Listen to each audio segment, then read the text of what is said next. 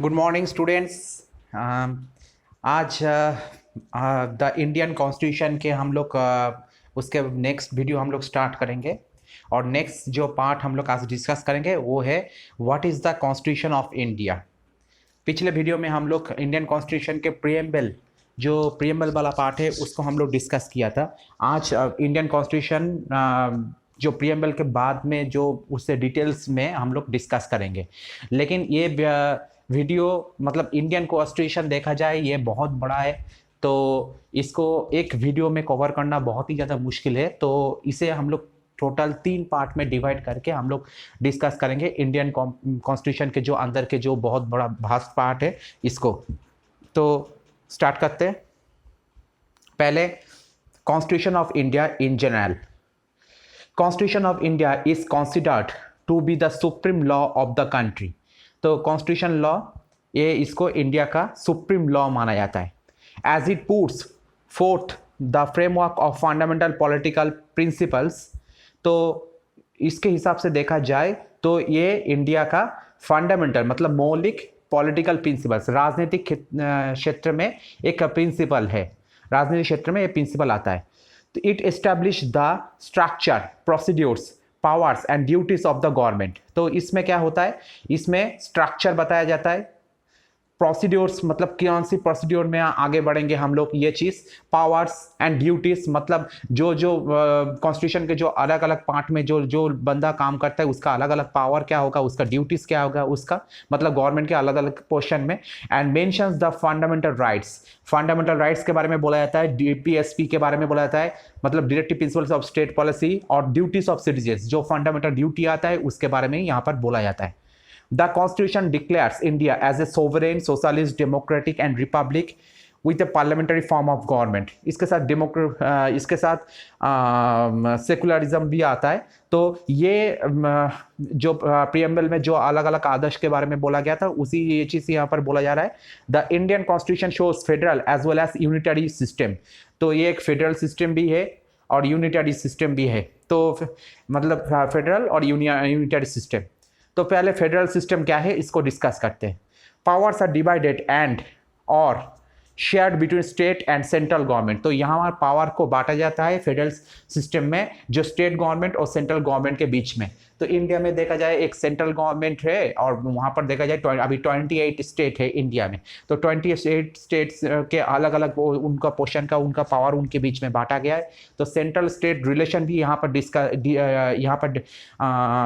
यहाँ पर भी उन लोगों को डिस्कस किया जा सकता है, यहाँ पर सेंट्रल और स्टेट रिलेशन को। तो फेडरल सिस्टम के अंदर आता है ये चीज़। तो इंडिया का फेडरल सिस्टम जो एक्चुअली ये क्वासी फेडरल सिस्टम है इंडिया में। मतलब ये पूरी तरीके से ये फेडरल सिस्टम नहीं है, इसमें आधा फेडरल सिस्टम इसको कहा जाता है। Union system, power concentration it in central government with week state government. तो यहाँ पर क्या है, यूनियन सिस्टम में क्या बोला जा रहा है, power concentration in central government. तो पावर सबसे ज़्यादा कहाँ रहता है, सेंट्रल गवर्नमेंट में, विथ वीक स्टेट गवर्नमेंट मतलब स्टेट गवर्नमेंट के मुकाबले में सेंट्रल गवर्नमेंट में ज़्यादा रहता है। ये इसलिए ये होता है क्या, यूनियन गवर्नमेंट मतलब इंडिया में क्या होता है कि एक सेंट्रल के द्वारा हर एक अलग स्टेट के उसको एक साथ जुड़ा रखते हैं। और उसके बाद भी इंडिया का फॉरेन पॉलिसी मतलब एक्सटर्नल जो अफेयर्स है उसको डिस्कस करते हैं यूनियन गवर्नमेंट मतलब सेंट्रल गवर्नमेंट। तो सेंट्रल गवर्नमेंट यहाँ पर मेन रोल जो अदा करते हैं इंडिया के कॉन्स्टिट्यूशन के। उसके बाद both features are listed below. Indian constitution में और भी बहुत सारे फीचर्स है। क्या है, जैसे फेडरल फीचर्स क्या है, सुप्रीमेसी ऑफ द कॉन्स्टिट्यूशन। तो कॉन्स्टिट्यूशन में सबसे ज़्यादा मतलब यहाँ पे सुप्रीमेसी और लेवल में आता है federal system. Division of power between the union and the state. तो स्टेट और सेंट्रल के बीच में पावर को डिवीजन है। The existence of an independent judiciary in the Indian constitution. और सबसे बड़ी बात है कि यहाँ पर जो जुडिशरी सिस्टम है ये देखा जाए ये क्लियर ये इंडिपेंडेंट है, मतलब ये किसी के दबाव में नहीं आता। इसके ऊपर कोई भी कैबिनेट मिनिस्टर या पीएम या प्रेसिडेंट कोई भी यहाँ पर जुडिशरी सिस्टम के ऊपर अपने दबाव नहीं कर सकते। हालांकि जुडिशरी सिस्टम का इंडिया में देखा जाए सुप्रीम कोर्ट के ऊपर जो है वो है प्रेसिडेंट है, लेकिन तब भी वो जुडिशरी सिस्टम के ऊपर अपना दबाव नहीं रख सकता। मतलब वो यहाँ पर जुडिशरी सिस्टम एकदम पूरा इंडिपेंडेंट है इंडिया का। उसके बाद है यूनिटरी फीचर्स। यूनिटरी फीचर्स के अंदर क्या क्या आता है, सिंगल सिटीजनशिप, हमारा जो नागरिकता है ये सिंगल सिटीजनशिप, मतलब हम लोग इंडिया का ही नागरिक है, हम लोग एक साथ दो कंट्री का नागरिक हम लोग नहीं ले सकते, तो यानी डबल सिटीजनशिप यहाँ पर नहीं आ सकता। और दूसरी बात है कि हम लोग यूएसए का जो सिस्टम है वहाँ पर एक नागरिक वो अपना स्टेट का भी नागरिक होता है, वो अपना राष्ट्र के भी नागरिक होता है, लेकिन इंडिया में ये से कोई सिस्टम नहीं है। इंडिया में सिर्फ हम लोग राष्ट्र की नागरिक है, मतलब इंडिया का ही नागरिक है, हम लोग अपना स्टेट का अपना नागरिक नहीं है, ऐसे तरह से हम लोग नहीं बोल सकते, ठीक है। हम लोग जो अपना स्टेट का नागरिक है इसी तरह से हम लोग नहीं बोल सकते। तो यूनाइटेड स्टेट्स ऑफ अमेरिका के वहाँ का अगर सिस्टम देखा जाए, वहाँ पर क्या है कि वहाँ का जैसे वहाँ का पासपोर्ट बनता है ना, तो वहाँ पर पहले बोलते हैं कि मैं कैलिफोर्निया का नागरिक हूँ, उसके बाद यूनाइटेड स्टेट्स ऑफ अमेरिका का नागरिक हूँ, तो ऐसे वाला सिस्टम वहाँ पर होता है। लेकिन इंडिया का ऐसा कोई सिस्टम नहीं है, इंडिया में हम लोग सिर्फ इंडिया का ही नागरिक है, तो इसलिए इंडिया का सिंगल सिटीजनशिप, यहाँ पर डुअल सिटीजनशिप भी नहीं है और डबल भी नहीं है। यहाँ पर सिंगल कॉन्स्टिट्यूशन, तो यहाँ पर जो कॉन्स्टिट्यूशन सिस्टम है वो सिंगल कॉन्स्टिट्यूशन है, मतलब ये नहीं है कि अलग अलग जगह के लिए अलग अलग कॉन्स्टिट्यूशन सिस्टम है, मतलब देखा जाए कि जब दिल्ली के लिए अलग सा कॉन्स्टिट्यूशन होगा और कोलकाता के लिए अलग से कोलकाता कॉन्स्टिट्यूशन होगा और मुंबई के लिए अलग से कॉन्स्टिट्यूशन है, ऐसे कोई कॉन्स्टिट्यूशन नहीं है, एक ही कॉन्स्टिट्यूशन है हमारा। Power of union to override on the state matters, तो यहाँ पर यूनियन का पावर सबसे ज़्यादा रहता है कहाँ का, स्टेट के मैटर्स में, मतलब स्टेट्स के ऊपर यूनियन का पावर रहता है। हिसाब से देखा जाए स्टेट और यूनियन के बीच में पावर को डिवीजन किया जाता है, लेकिन अगर ऐसा कोई मुद्दा आए जहाँ पर स्टेट और यूनियन के बीच में मतलब डिबेट आ जाए, तो इसमें क्या होता है कि यूनियन के पक्ष में सबसे ज़्यादा जाते हैं क्योंकि उसका पावर ज़्यादा है। During emergency the system became virtually unitary, तो इमरजेंसी के टाइम में क्या होता है, ये इमरजेंसी के टाइम में जो सिस्टम है इसे यूनिटरी, मतलब ये पूरे देश एक सिस्टम में आ जाता है इमरजेंसी के टाइम में, पूरे देश में सिस्टम वो एक सिस्टम में आ जाता है। और सबसे बड़ी बात है जो इमरजेंसी सिस्टम है उसी हालात के अकॉर्डिंग वहाँ पर उसी टाइम सिस्टम को उसी अकॉर्डिंग में डाला जाता है, तो उसी हिसाब से वो उस टाइम काम करते हैं। तो उसके बाद changes in the names and boundaries of the states by the parliament, तो एक स्टेट का नाम क्या चेंज होगा कि नहीं होगा, उसका बाउंड्री चेंज होगा कि नहीं होगा, ये भी डिसाइड किया जाता है पार्लियामेंट के द्वारा। पार्लियामेंट के द्वारा ये चीज़ मतलब डिस्कस किया जाता है। पार्लियामेंट मतलब यहाँ पर जो सेंट्रल में लोकसभा और राज्यसभा है वहाँ से ये डिस्कस किया जाता है। इंटीग्रेटेड जुडिशियरी सिस्टम, तो यहाँ पर जो जुडिशियरी सिस्टम भी है ये इंटीग्रेटेड जुडिशियरी सिस्टम, मतलब सेंट्रल में देखा जाए वहाँ पर सुप्रीम कोर्ट है और स्टेट लेवल में क्या है वहाँ पर हाई कोर्ट है, तो ये और उसके भी नीचे भी है, उसके नीचे भी लोकल जो कोर्ट होता है ये भी कोर्ट है वहाँ पर, तो ये जुडिशरी सिस्टम को यहाँ पर भी थोड़ा थोड़ा करके बांटा गया है। सेंटर अपॉइंट्स द गवर्नर्स, तो यहाँ पर गवर्नर को भी अपॉइंट किया जाता है। गवर्नर कौन होता है, एक स्टेट का जो हेड होता है, मतलब एक्चुअल स्टेट का एक्स ऑफिशियो जो हेड होता है वो होता है कि इंडिया के प्रेसिडेंट, लेकिन प्रेसिडेंट के द्वारा उनके एक प्रतिनिधि जो हर एक स्टेट में वो काम करते हैं, वो स्टेट के प्रेसिडेंट के अंदर होकर उस स्टेट के वो हेड होता है और वो क्या करते हैं अपने काम के लिए जो रिपोर्ट करते हैं वो प्रेसिडेंट के पास रिपोर्ट करते हैं, उसे गवर्नर कहा जाता है। तो इसी तरह से देखा जाए अभी इंडिया में 28 स्टेट है, तो 28 स्टेट में 28 गवर्नर है, तो इंडिया में अभी तक 28 गवर्नर होगा, तो अलग अलग स्टेट में देखा जाए। तो dependence of states on the centre for economic assistance and grants, तो स्टेट्स क्या करते हैं, स्टेट्स सेंटर के ऊपर इकोनॉमिक पर्पस में और ग्रांट्स के मामले में वो उनके ऊपर डिपेंडेंट होता है, बहुत ज़्यादा डिपेंडेंट होता है, ठीक है। तो क्योंकि सेंट्रल स्टेट जो रिलेशन होता है उसमें सेंटर के पास ही ज़्यादा से ज़्यादा और इम्पोर्टेंस जो लिस्ट वो उनके पास है, और स्टेट के पास उतना जैसा वो लिस्ट नहीं है, जो सेंट्रल के मुकाबले थोड़ा सा वीक है, तो ज़्यादा से ज़्यादा पैसा सेंट्रल के पास ही रहता है और सेंट्रल इंपॉर्टेंट डिसीजन लेते हैं सभी चीज़ों में, जैसे एक्सटर्नल अफेयर्स के मैंने बात कर रहा हूँ, तो डिफेंस के मामले में भी बात कर रहा हूँ, तो ये ज़्यादा से ज़्यादा इंपॉर्टेंट डिसीजन वो ही लेते हैं, तो उस पैसा इनकम करने का जगह सेंट्रल के पास सबसे ज़्यादा रहता है। इसलिए क्या होता है कि सेंटर इकोनॉमिकली सेंटर के ऊपर जो स्टेट वो बहुत ही ज़्यादा डिपेंडेंट होता है। उसके बाद what is the constitution of India के next part, structure of constitution of India. यहाँ पर देखा जाए इंडिया के कॉन्स्टिट्यूशन के स्ट्रक्चर के बारे में अगर बोला जाए तो the constitution is it's current form.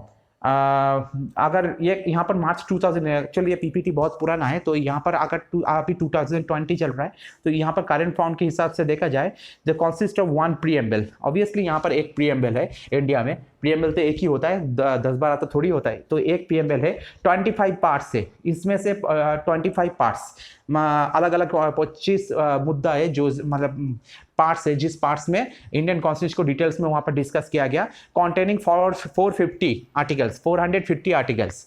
तो ये 450 आर्टिकल्स भी देखा जाए 25 पार्ट में ये बांटा गया है, 450 आर्टिकल्स तो इंडिया में, और 12 शेड्यूल्स। तो यहाँ पर शेड्यूल कितना है, शेड्यूल भी 12 शेड्यूल है।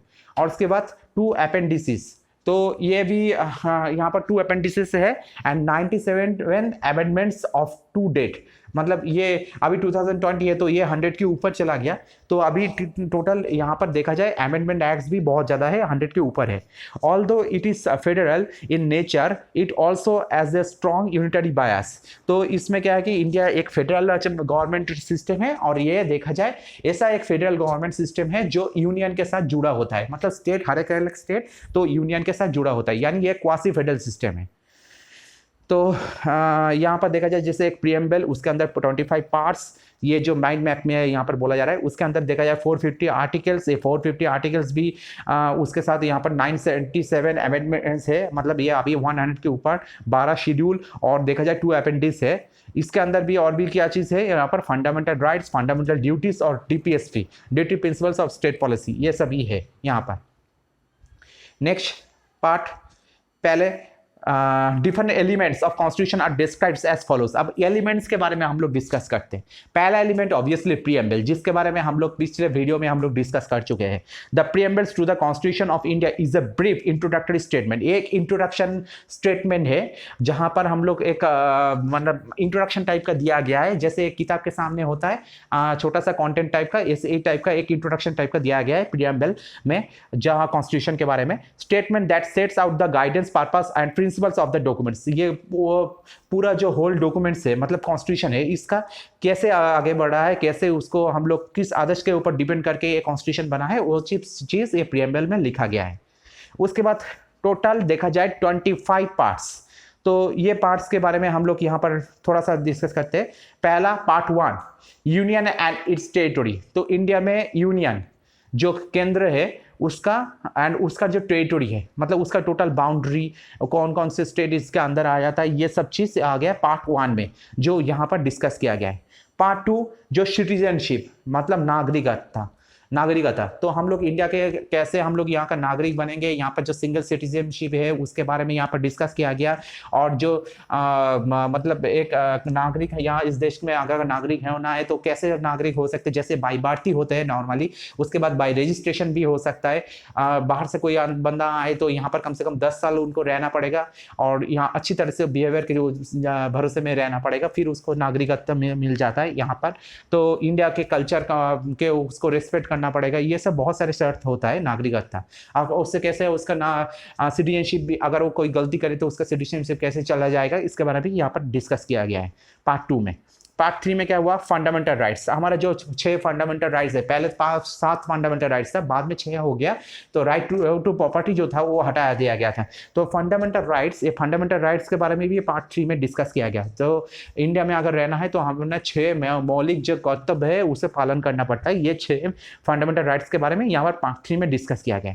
उसके बाद part 4 DPSP, directive principles of state policy, मतलब जो सेंट्रल के द्वारा डिसीजन लिया जाता है एक स्टेट के, उसका उसमें कौन कौन से पॉलिसी उसमें लिया जाएगा, उसमें ये एक्चुअल ये आइडिया बोरोड किया गया कहाँ से, आयरलैंड से ये आइडिया बोरोड किया गया। आयरलैंड के जो ये वाला सिस्टम था ये इंडिया को पसंद आया था, तो इसलिए कॉन्स्टिट्यूशन जब बनाया जा रहा था तब आयरलैंड से ये directive principles of state policy और ये क्या होता है कि इसमें जो चीज़ सिद्धांत लिया जाता है, ये सिद्धांत कभी कोर्ट के द्वारा इसे नाकारा नहीं जा सकता। मतलब ये यूनियन गवर्नमेंट के द्वारा ये सिद्धांत लिया जाता है, अलग अलग स्टेट के लिए अलग अलग एक प्रिंसिपल्स, मतलब एक पॉलिसी डिसाइड किया जाता है। तो मतलब एक स्टेट के जो मतलब एक स्टेट वो अपने राष्ट्र के लिए उसका क्या कर्तव्य है, ये चीज़ यहाँ पर बोला जाता है। पार्ट 4 है, ये बाद में अमेंडमेंट एक्ट के जरिए इसको यहाँ पर डाला गया था। पहले ये पार्ट 4 के बाद पार्ट 5 था, लेकिन बाद में पार्ट 4 है यहाँ पर डाला गया अलग से एक अमेंडमेंट एक्ट के जरिए। वो क्या था, फंडामेंटल ड्यूटीज। अगर एक राष्ट्र में रहना है तो हमें कुछ कर्तव्य पालन करना पड़ता है, तो ये है फंडामेंटल ड्यूटीज। तो फंडामेंटल ड्यूटीज जो अभी 10 फंडामेंटल ड्यूटीज है, उसके बाद पार्ट 5 में आता है क्या, द यूनियन। यूनियन ऑब्वियसली यहाँ पर सेंट्रल के बारे में बोला जा रहा है, सेंट्रल गवर्नमेंट के बारे में यहाँ पर पूरा डिस्कस किया गया है। यहाँ पर वहाँ का जो प्राइम मिनिस्टर है, प्रेसिडेंट वाला सिस्टम है, कैबिनेट मिनिस्टर है, ये सब के बारे में यहाँ पर डिस्कस किया गया है, उनके पावर फंक्शन सब कुछ। द स्टेट्स सेम वे में पार्ट 6 में क्या है, स्टेट के बारे में भी डिस्कस किया गया, वहाँ का चीफ मिनिस्टर, वहाँ का जो चीफ मिनिस्टर, वहाँ का जो गवर्नर होगा, उनके पावर फंक्शन, वहाँ पर जो स्टेट में जो पार्लियामेंट होगा तो उसका मतलब स्टेट में जो विधानसभा होगा उसका पावर फंक्शन, वहाँ पर कैसे मिनिस्टर, वहाँ का काउंसिल ऑफ मिनिस्टर बनेंगे, ये मतलब मेंबर ऑफ लेजिस्लेटिव असेंबली बनेंगे, ये सब चीज़ वहाँ पर डिस्कस किया जा रहा है यहाँ पर। उसके बाद पार्ट 7 में क्या है, states in the B part of the first schedule. तो पार्ट 7 ये मतलब क्या है कि जो पहला जो शेड्यूल था उसमें स्टेट्स के मतलब स्टेट के और कुछ यहाँ पर फंक्शन के बारे में यहाँ पर डिस्कस किया गया पार्ट 7 में, और भी छोटे छोटे कुछ फंक्शन है जिसके बारे में यहाँ पर डिस्कस किया गया। पार्ट 8 में द यूनियन टेरिटोरीज, ऑब्वियसली आज के दिन में देखा जाए, आज के दिन के हिसाब से इंडिया में यूनियन टेरिटोरीज कितना है, टोटल 9 यूनियन टेरिटोरीज है। तो पार्ट 8 में यहाँ पर यूनियन टेरिटोरीज के बारे में डिस्कस किया गया। पार्ट 9 पंचायत। तो इंडिया में देखा जाए, इंडिया में अभी लोकल जो गवर्नमेंट वाला सिस्टम है, उस लोकल गवर्नमेंट में तीनों पार्ट में डिवाइड कर सकते हैं, panchayat, municipality and municipal corporation. तो पंचायत जो गांव में रहता है, म्यूनिसिपैलिटी जो छोटे मोटे शहर में रहते हैं, और म्यूनिसिपल कॉर्पोरेशन जो मेट्रोपॉलिटन सिटी है वहां पर ये म्यूनिसिपल कॉर्पोरेशन देखा जाता है। तो पंचायत ये पार्ट 9 में डिस्कस किया गया, उनका पावर फंक्शन को लेकर पार्ट 9 है। तो यहाँ पर क्या है, म्यूनिसिपैलिटीज को लेकर यहाँ पर डिस्कस किया गया पार्ट 9 है। और पार्ट 9 भी बाद में ऐड किया गया, वहां पर द कोऑपरेटिव सोसाइटीज, मतलब ये उसके ऊपर देखा जाए कोऑपरेटिव सोसाइटीज मतलब म्यूनिसिपल कॉर्पोरेशन को लेकर यहाँ पर थोड़ा सा डिस्कस किया गया। पार्ट 10 में क्या किया गया, the scheduled and tribal areas. तो शेड्यूल ऑन ट्राइबल एरियाज के बारे में यहाँ पर डिस्कस किया गया, ठीक है। तो जहाँ पर ट्राइबल लोग रहते हैं उसी जगह के बारे में मतलब उसके बारे में उनके राइट, उनको प्रोटेक्शन को लेकर यहाँ पर डिस्कस किया गया। पार्ट 11 में relation between the union and the states, central state relation, ये पूरा मुद्दा यहाँ पर डिस्कस किया गया। यहाँ पर दोनों के बीच में पावर फंक्शन के बारे में जो डिस्ट्रीब्यूशन है, पावर फंक्शन का डिस्ट्रीब्यूशन, जो central list, state list, union list, central list, state list, concurrent list, ये जो तीनों लिस्ट आते हैं, ये पूरा मैटर यहाँ पर डिस्कस किया गया। पार्ट 12 में finance, property, contracts and suits and ये सब चीज़ों के बारे में यहाँ पर डिस्कस किया पार्ट 12 में। पार्ट 13 में trade and commerce with in the territory of India, मतलब इंडिया के अंदर अगर ट्रेड एंड कॉमर्स करना है तो उसके लिए अकॉर्डिंग जो जो पॉलिसी दिया जाता है, जो जो रूल्स रेगुलेशन है, सब के बारे में यहाँ पर part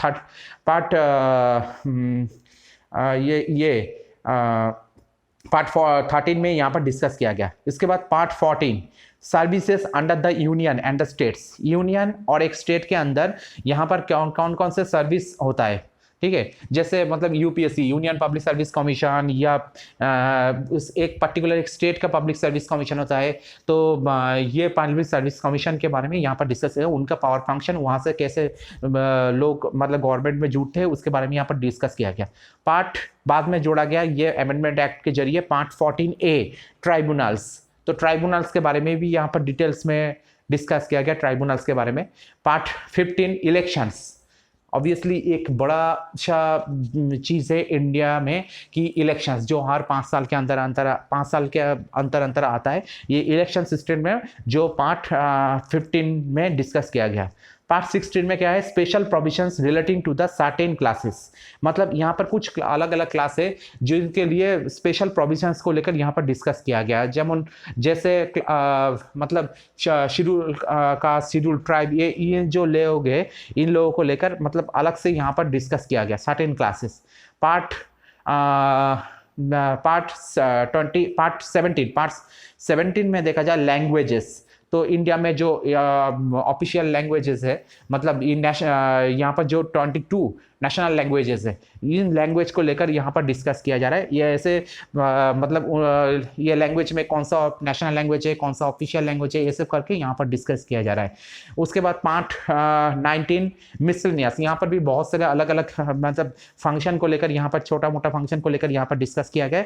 part 20 amendment of the constitution, ये भी एक इंपॉर्टेंट चीज़ है। यहाँ पर कॉन्स्टिट्यूशन में अमेंडमेंट एक्ट के बारे में, मतलब कॉन्स्टिट्यूशन पहले बन लिया था और ये कॉन्स्टिट्यूशन बार बार करके इंडिया में एडिट हुआ है। अभी देखा जाए तो 100 के ऊपर इंडिया में अमेंडमेंट एक्ट है, तो ये सब अमेंडमेंट एक्ट कहा जाएगा। तो इसको कहाँ पर, यहाँ इसको पार्ट 20 में तो अमेंडेड नाम का एक अलग से सेक्शन बनाया गया, वहाँ पर ही जाकर ये कॉन्स्टिट्यूशन के अमेंडमेंट को लेकर यहाँ पर डिस्कस किया जा रहा है। Part 21 temporary and transitional and special provinces. तो टेम्पोररी ट्रांजिशनल और मतलब जो हस्तांतरित ट्रांजिशनल और टेम्पोररी जो टेम्पोररी पर्पस में रहता है, और स्पेशल मतलब स्पेशल क्षेत्र में जो तुम्हें पावर और फंक्शन दिया जाएगा, उसी चीज़ को लेकर यहाँ पर डिस्कस किया जा रहा है।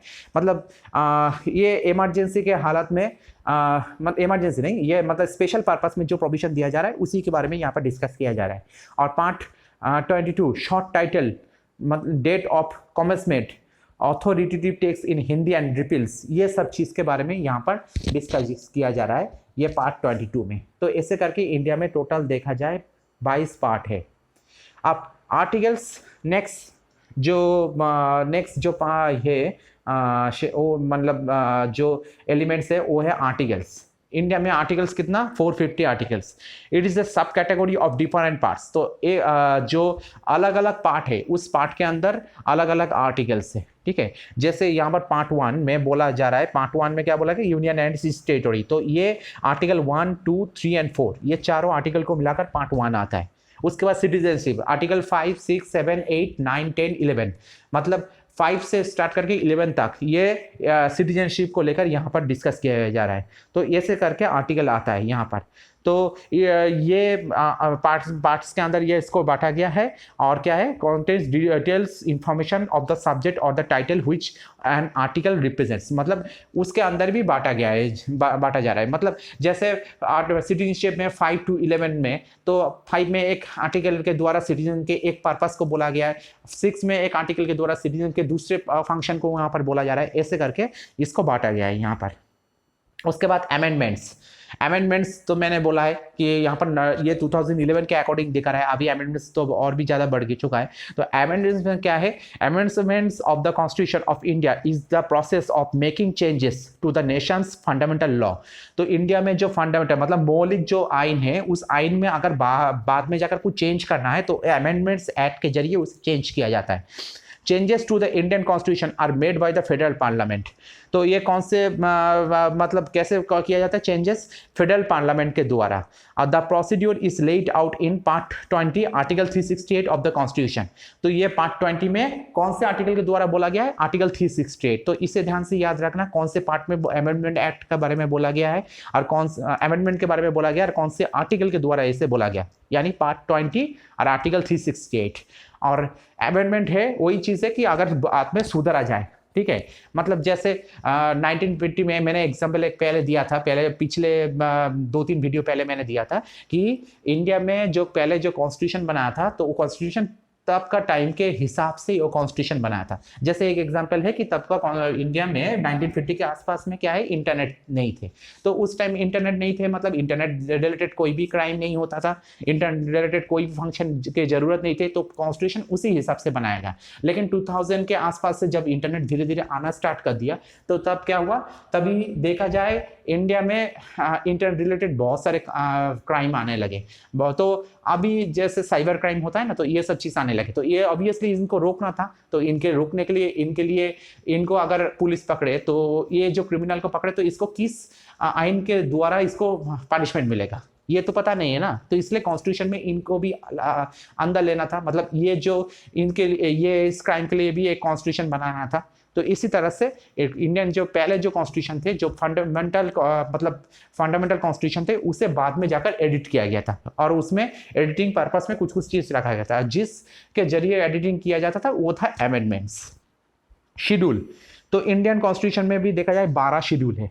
Schedules are list in the constitution that categorize and tabulate bureaucratic activity and policy of the government. तो इसमें क्या होता है, इसमें शेड्यूल वही है, मतलब लिस्ट है जहां पर कॉन्स्टिट्यूशन के जो ब्यूरोक्रेटिक जो एक्टिविटीज होता है और पॉलिसी होता है गवर्नमेंट के द्वारा, ये सब चीज मतलब एक्टिविटीज और पॉलिसी इसको अंदर शेड्यूल किया जाता है। ऐसे इंडिया में टोटल अभी क्या है 12 शेड्यूल है इंडिया में।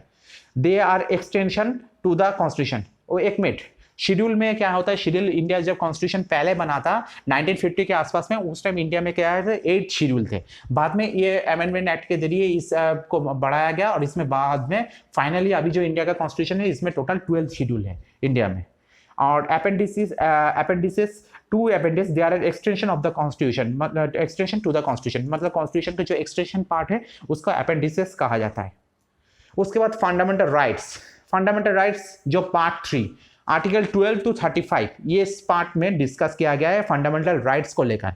The word fundamental suggest that this rights are so important that the constitution has separately listed them and made special provisions to their protections. तो इंडिया में क्या है कि इंडिया में जो लोग रहते हैं उनको कुछ स्पेशल राइट्स मिलते हैं जो मतलब उनको प्रोटेक्शन करने के लिए ये चीज होता है। मतलब जैसे इंडिया में पहले जो डिस्क्रिमिनेशन था वो डिस्क्रिमिनेशन को हटाने के लिए ये चीज किया गया। जैसे मैंने एक एग्जांपल मैंने बोला है कि राइट टू एजुकेशन सबको लेने का अधिकार है, ठीक है। अगर डिस्क्रिमिनेशन रहता तो क्या होता कि उसमें बस बड़े लोग उनको एजुकेशन मिल रहा है, या कास्ट के अकॉर्डिंग देखा जाए कि उसी अपर क्लास में जो लोग रहते हैं उनको ये एजुकेशन मिल रहा है, नीचे वाला कास्ट में जो है उनको एजुकेशन नहीं मिल रहा है। तो ये सब डिस्क्रिमिनेशन को हटाया गया, अभी सबको एजुकेशन मिलने का अधिकार है। तो ये प्रोटेक्शन भी आता है यहाँ पर। The fundamental rights are so important that the constitution itself ensures that they are not violated by the government. तो फंडामेंटल राइट्स क्या करते हैं, आर सो इंपॉर्टेंट, ये बहुत ही ज्यादा इंपॉर्टेंट है कॉन्स्टिट्यूशन के लिए। Itself ensures that they are not violated by the government, माने इसमें ये इंश्योर किया जाता है कि हम लोग गवर्नमेंट के द्वारा कभी हम लोग शोषण नहीं होंगे। तो ये चीज यहाँ पर डिस्कस किया जाता है। Fundamental rights are different from other rights available to us. तो दूसरे हमारे पास जो राइट्स है उनसे थोड़ा सा ये अलग है fundamental rights. While ordinary legal rights are protected and enforce by ordinary law. तो ऑर्डिनरी जो राइट्स होता है वो लीगल राइट्स उसमें क्या होता है वो प्रोटेक्टेड होता है और उसे ऑर्डिनरी लॉ भी कहा जाता है। लेकिन फंडामेंटल राइट्स जो है are protected and guaranteed by the constitution of the country. तो इसमें क्या है कि ये कॉन्स्टिट्यूशन कंट्री के द्वारा मतलब ये गारंटी दिया जाता है। तो ऑर्डिनरी जो मतलब लॉ होता है वो मतलब वो होता है कि अपने कंडीशन के हिसाब से उसे चेंज कर सकते हैं। ऑर्डिनरी जो लॉ है मतलब ऑर्डिनरी लॉ कुछ एक लॉ है कि वो मुझे अभी बोला जा रहा है कि ये लॉ में बोला गया, लेकिन वो बाद में देखा जाए कि कंडीशन के हिसाब से मैं उसे चेंज कर सकता हूँ। लेकिन जो फंडामेंटल राइट है ये किसी भी कंडीशन में ये चेंज नहीं कर सकते। मतलब तुम्हें राइट टू एजुकेशन तो तुम्हें एजुकेशन मिलने का अधिकार तुम्हें है, तो ये कभी चेंज नहीं कर सकते हम लोग किसी भी कंडीशन के हिसाब से। तो the constitution of India recognize certain basic fundamental rights for every citizen of India. तो कौन कौन से यहाँ पर फंडामेंटल राइट्स की यहाँ पर बोला जा रहा है, जैसे right to equality, right to freedom of religion, right against exploitation, cultural and educational rights, right to constitutional remedies. तो इंडिया में अभी 6 फंडामेंटल राइट्स है, पहले 7 थे। राइट टू प्रॉपर्टीज, लेकिन राइट टू प्रॉपर्टीज को लेकर बाद में डिबेट हुआ तो एक अमेंडमेंट एक्ट के जरिए राइट टू प्रॉपर्टीज को हटाया गया। तो 6 इंडिया में फंडामेंटल राइट्स है। तो पहला राइट टू इक्वालिटी, आर्टिकल 14 से आर्टिकल 18 तक ये बोला गया। उसके बाद राइट टू इक्वालिटी में क्या चीज़ है, यहाँ पर इक्वल मतलब सभी लोग इक्वल पर्पस में उसको देखेंगे। राइट टू इक्वालिटी में ये चीज़ बोला गया, ठीक है। तो उसके बाद है कि right to freedom, article 19 to 22 मतलब फ्रीडम मतलब आपको किसी भी चीज़ का आज़ादी है यहाँ पर। तो राइट टू फ्रीडम मतलब आपको बोलने का आज़ादी है, आपको जो कुछ काम करने का यहाँ पर आज़ादी है। तो ये चीज़ यहाँ पर राइट टू फ्रीडम में बोला गया। राइट अगेंस्ट एक्सप्लॉयटेशन मतलब आपको शोषण के विरुद्ध आप कुछ बोलने का अधिकार है। राइट अगेंस्ट एक्सप्लॉयटेशन आर्टिकल 23 से 24 के अगेंस्ट में बोला गया। जैसे शोषण मतलब यहाँ पर जैसे चाइल्ड लेबर भी होता है, एक टाइप का शोषण के अंदर आ जाता है, तो इसके खिलाफ यहाँ पर बोला गया है right against exploitation. Right to freedom of religion मतलब आपको धर्म को अभी आपको किसी भी धर्म को चॉइस करने का अधिकार है, आपके अपने धर्म से हिसाब से आपको चलने का अधिकार है।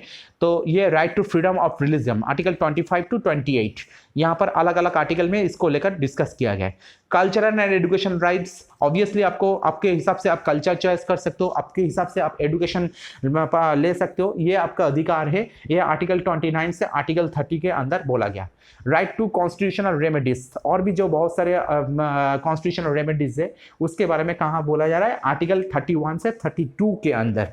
तो इसमें क्या है कि 2 न्यू राइट्स के यहाँ पर बोला जा रहा है जो आर्टिकल 21A में आता है, एक राइट टू लाइफ और दूसरा राइट टू एजुकेशन। ठीक है। तो ये आ जाता है कौन से में भी से देखा जाए, राइट टू फ्रीडम के अंदर ही ये चीज़ आ जाता है, राइट टू लाइफ और राइट टू एजुकेशन, मतलब जीने का अधिकार और शिक्षा के अधिकार, तो इसके अंदर आ जाता है। ऑर्डिनरी राइट्स में B change by the legislature by ordinary process of law making. तो ऑर्डिनरी राइट्स जो है उसे हम लोग चेंज कर सकते हैं लेजिस्लेचर के द्वारा, और वो मतलब ordinary process of law making, जैसे हम लोग एक लॉ बनाते हैं उसी हिसाब से हम लोग इसे ऑर्डिनरी राइट्स को भी चेंज कर सकते हैं। बट ए फंडामेंटल राइट में only B change bye amending the constitution itself. तो कॉन्स्टिट्यूशन में अगर कोई एक फंडामेंटल राइट्स को अगर चेंज करना है तो उसे अमेंडमेंट के जरिए ही हमें उसे चेंज कर सकते हैं, अन्यथा हम उसे चेंज नहीं कर सकते। Besides this no organ of the government can act in a manner that violates them. तो मतलब ये कोई भी गवर्नमेंट के कोई भी पार्ट ये इसको हम लोग मतलब इसको चोट नहीं पहुंचा सकते, इसको चेंज नहीं कर सकते, मतलब ये एकदम से देखा जाए परमानेंटरी बॉडी है या मतलब एकदम से फिक्स्ड है। Any infringement of fundamental rights can be challenged by any citizens of India in the court of law। तो फंडामेंटल राइट्स में अगर कोई भी प्रॉब्लम आ जाए तो उसे सिटीजन चैलेंज कर सकते हैं, मतलब देखा जाए अपना उनको जो फंडामेंटल राइट्स के अकॉर्डिंग उसे जो चीज़ मिलना चाहिए अगर वो उसे ना मिले तो वो कोर्ट में जाकर उसे चैलेंज कर सकता है। The constitution of India also prescribe some fundamental duties on every citizen in India. तो फंडामेंटल ड्यूटीज भी कुछ बोला गया, जैसे हमारे यहाँ पर फंडामेंटल राइट्स है तो यहाँ पर ऐसे ही देखा जाए अगर इंडिया में ठीक से रहना है तो हमें कुछ फंडामेंटल ड्यूटीज भी हमें पालन करना पड़ता है, जो गवर्नमेंट के लिए या इंडिया के लिए हमें कुछ फंडामेंटल ड्यूटीज भी पालन करना पड़ता है। तो ये फंडामेंटल राइट्स के बारे में हम लोग यहाँ पर डिस्कस किया है। अब जो नेक्स्ट जो पार्ट आता है यहाँ पर है शेड्यूल। हम लोग ये शेड्यूल तक हम लोग आज डिस्कस करेंगे, डिस्कस करके उसके बाद हम लोग दूसरे वीडियो में दूसरी पार्ट डिस्कस करेंगे। शेड्यूल क्या है? तो schedule are listed in the constitution that categorize and tabulate bureaucratic activity and policy of the government. तो शेड्यूल है कॉन्स्टिट्यूशन का एक लिस्ट जहां पर क्या कैटेगराइज किया जाता है, जो ब्यूरोक्रेटिक एक्टिविटीज होता है वो चीज को, एंड गवर्नमेंट के जो पॉलिसी लेते हैं उसी चीज को यहाँ पर एक्टिवेट किया जाए। जैसे शेड्यूल के अंदर देखते हैं फर्स्ट शेड्यूल, जहां पर आर्टिकल 1 टू आर्टिकल 4 इसको यहाँ पर डिस्कस किया गया है। क्या बोला गया यहाँ पर? This list that the states and territories of India list any change to their borders and the laws use to make that change.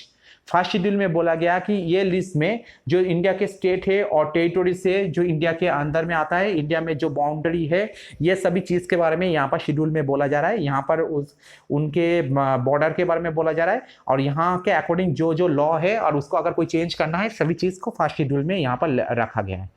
Second schedule article 59 3 65/3 75/6 97 125 148/3 158/3 164/5 186 and 221। क्या बोला गया यहाँ पर? The list that salaries of officials holding public office, जजेस and controller and auditor general of India. यहाँ पर बोला गया है कि सैलरी लिस्ट, मतलब जो जो गवर्नमेंट ऑफिशियल है उनके सैलरी कैसे हिसाब से होगा उसी चीज के बारे में यहाँ पर सेकंड शेड्यूल में बोला जा रहा है। थर्ड शेड्यूल कौन कौन से पार्ट में आता है? आर्टिकल 75/4 99 124/6 148/2 164/3 188 219। ये फॉर्म ऑफ ओथ्स, मतलब यहाँ पर जो ओथ लिया जाता है। The list the oaths of the office for elected officials and जजेस, जब इलेक्शन के जरिए, मतलब जैसे पार्लियामेंट में जब इलेक्शन के बाद पार्लियामेंट में जो एमपी या एमएलए जो आते हैं तो इनको जो आने के टाइम में जो उनको इलेक्शन लेना, मतलब जो ओथ लेना पड़ता है ना, उसी ओथ के बारे में यहाँ पर बोला गया। मतलब अलग अलग जगह में अलग अलग, मतलब हम भारत के वासी, हम लोग भारत के संविधान के प्रति हम लोग निष्ठा से हम लोग पालन करके ऐसे टाइप का एक ओथ लेना पड़ता है, तो इसी ओथ के बारे में यहाँ पर बोला जा रहा है। फोर्थ शेड्यूल में क्या है? Article 4/1 and 80/2। यहाँ पर क्या है? This details the allocation of seats in the Rajya Sabha, the upper house of the parliament parts से स्टेट और यूनियन टेरिटरीज, मतलब जो राज्यसभा में कितना सीट टोटल है और यहाँ पर जो upper house of the parliament के अपर हाउस है वहाँ पर क्या है कि कौन सी स्टेट से और कौन सी यूनियन टेरिटरी से कितने बंदा वहाँ पर पार्टिसिपेट करेंगे, क्योंकि इंडिया में सभी स्टेट का साइज एक ही नहीं है, तो इंडिया के अलग अलग स्टेट में कितने लोग रहते हैं उसी हिसाब से वहाँ पर राज्यसभा में कितने लोग पार्टिसिपेट करेंगे ये डिसीजन लिया जाता है। ये तो उसी हिसाब से देखा जाता है। तो अलग अलग स्टेट में कितना लोग यहाँ पर पार्टिसिपेट करेंगे, वहां पर कितना रिजर्वेशन सिस्टम रहेगा, ये सब पूरा चीज यहाँ पर डिस्कस किया गया है फोर्थ शेड्यूल में। Fifth schedule, this article 244/1, this provides for the administration and control of scheduled areas and scheduled tribes, area and tribes needing special protections due to the disadvantaged conditions. तो ये बोला जा रहा है उसी जगह का एडमिनिस्ट्रेशन कंडीशन का जहां पर शेड्यूल एरियाज और शेड्यूल ट्राइब्स, मतलब जहां पर शेड्यूल ट्राइब्स लोग रहते हैं, और शेड्यूल एरिया मतलब जो एकदम से प्रांतीय एरिया है, मतलब जहां पर बहुत ही पिछड़ा हुआ लोग वहाँ पर रहते हैं, और उसी जगह को डेवलप करने के लिए या उसी जगह को एडमिनिस्ट्रेशन कैसे बनेगा, ये सब चीज़ को यहाँ पर देखा जा रहा है। वहाँ के डिसएडवांटेज कंडीशन के बारे में ये सब चीज़ यहाँ पर डिस्कस किया गया है। सिक्स शेड्यूल जो आर्टिकल 244/2 एंड 275/1, इसमें बोला जा रहा है यहाँ पर क्या है, provisions made by the administration of the tribal areas in Assam, Meghalaya, Tripura and Mizoram. मतलब नॉर्थ ईस्ट के 4 स्टेट है, आसाम, मेघालय, त्रिपुरा एंड मिजोरम। ये 4 स्टेट में जहां पर ट्राइबल लोग रहते हैं, इसी जगह का एडमिनिस्ट्रेशन सिस्टम के बारे में बोला गया है 6 शेड्यूल में। 7 शेड्यूल आर्टिकल 246, द यूनियन मतलब central government, state and concurrent list of responsibilities. तो मतलब ये सेंट्रल, स्टेट एंड कॉन्करेंट्स, ये तीनों जो गवर्नमेंट के अंदर जो तीनों मतलब 2 गवर्नमेंट के अंदर जो 3 लिस्ट है, जो उनके पावर फंक्शन को 3 लिस्ट में बांटा जाता है, उसी चीज के बारे में ये 3 लिस्ट के बारे में बोला गया, सेंट्रल लिस्ट, स्टेट लिस्ट और concurrent list. 8 schedule article 344/1 and 355, जहां पर द ऑफिशियल लैंग्वेजेस, मतलब इंडिया में जो 22 ऑफिशियल लैंग्वेज है उसके बारे में यहाँ पर 8 शेड्यूल में बोला गया। 9th शेड्यूल आर्टिकल 31B, यहाँ पर validation of certain acts and regulation. तो कुछ एक्ट्स के बारे में यहाँ पर बोला गया और रेगुलेशन के बारे में यहाँ पर 9th शेड्यूल में बोला गया, जो इंडिया के लिए इंपॉर्टेंट है, उसी चीज के बारे में बोला गया 9th शेड्यूल में।